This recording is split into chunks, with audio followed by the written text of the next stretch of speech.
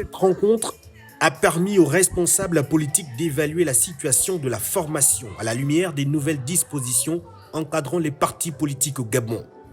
Prenant la parole devant les cadres et militants, le président du Centre des libéraux réformateurs a tenu à rassurer les sympathisants quant à l'avenir du parti. Il a indiqué que les démarches nécessaires à la mise en conformité de la formation politique avec la nouvelle législation étaient en cours, réaffirmant ainsi la volonté du CLR de poursuivre ses activités sur la scène nationale. L'objectif essentiel, c'était de s'organiser, de planifier la relance de nos activités.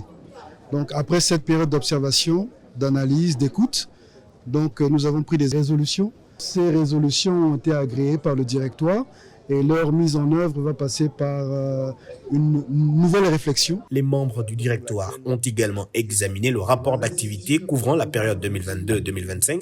Les échanges ont porté sur les perspectives du parti ainsi que sur les stratégies à mettre en œuvre pour redynamiser son action politique et renforcer sa présence auprès des populations. Nous allons travailler à la réimplantation du parti, à la restructuration du parti, la relance effective de nos activités politiques et de terrain.